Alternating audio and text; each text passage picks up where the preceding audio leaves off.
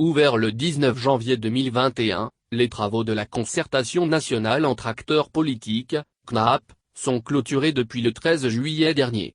Une sorte de secret défense entourait les conclusions, notamment la quintessence des propositions. Le Conseil des ministres du lundi 26 juillet dernier non plus n'a levé le voile là-dessus.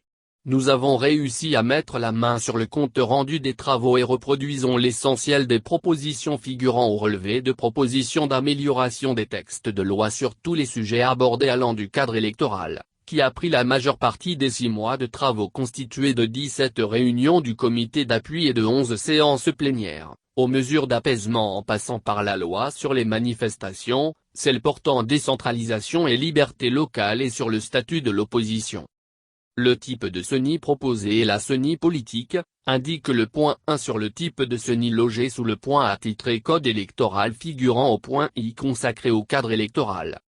La composition suivante a été proposée, moins majorité parlementaire, 7 membres, moins opposition, 7 membres répartis comme suit, 4 membres opposition parlementaire et 3 membres opposition extra-parlementaire, moins société civile, 2 membres, moins administration, 1 membre, indique le point 2 titre et composition de la CENI.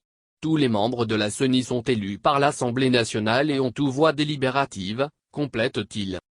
Le point 3 stipule que le mandat des membres de la CENI est fixé à 1,01 ans. Les CELI couvrent un ressort territorial composé de communes. Aucune CELI ne peut comporter en son sein plus de 3 communes.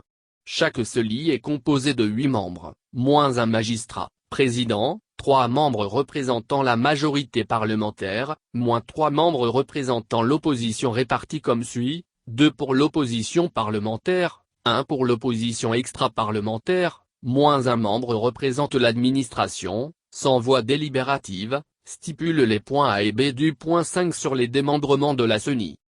Au sujet des prochaines élections régionales, le document rapporte au point 8, il revient à la nouvelle CENI de définir le chronogramme. Toutefois, les membres de la CNAP souhaitent que ces élections se tiennent courant premier trimestre de 2022.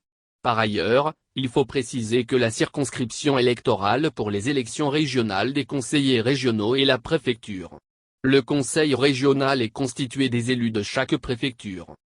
Désormais la biométrie comme technique d'inscription sur les listes électorales est consacrée dans le code électoral. Par ailleurs, il a été recommandé qu'à titre exceptionnel, la prochaine CENI procède à un nouveau recensement électoral, en lieu et place d'une simple révision électorale conformément au texte en vigueur. Il est également proposé que le fichier électoral qui sera établi à la suite du nouveau recensement électoral soit également audité avant l'organisation des élections 10.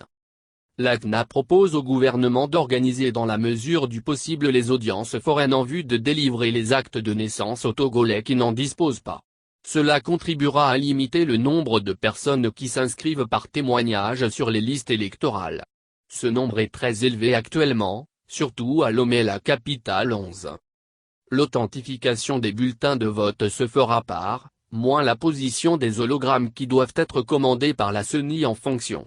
La conception, la commande, le stockage et le transport de ces hologrammes dans les démembrements de la CENI doivent être entourés de toutes les précautions sécuritaires, moins la signature des bulletins de vote après apposition des hologrammes par 2 membres du bureau de vote dont un représente la majorité et un autre l'opposition.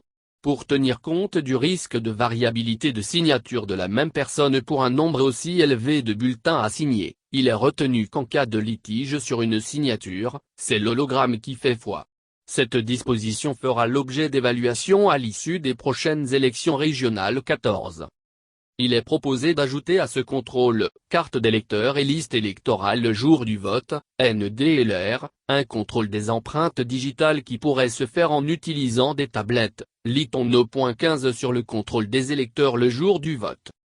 Concernant le vote de la diaspora, il a été proposé de reconduire l'expérience faite, inscription des compatriotes de l'extérieur sur les listes électorales dans les ambassades et consulats pour la présidentielle du 22 février 2020 soldée par une faible mobilisation, NDLR, avant de tirer les conclusions éventuelles sur les dispositions prescrites 17. Sur la compilation des résultats, la CNAP suggère qu'elle se fasse par les CELI commune par commune, et dans les communes, bureau de vote par bureau de vote. Les fiches de compilation de résultats dans les CELI se font en un exemplaire original et une copie. L'original de la fiche de compilation est envoyé à la CENI suivant les procédures déjà définies dans le code électoral, la copie reste à la CELI et sera consultable par les candidats ou leurs représentants dans les conditions définies par les directives de la CENI. Les procès-verbaux établis à partir de ces fiches de compilation seront rédigés en nombre suffisant pour que chaque membre de CELI et chaque représentant de candidat puisse en obtenir une copie 18.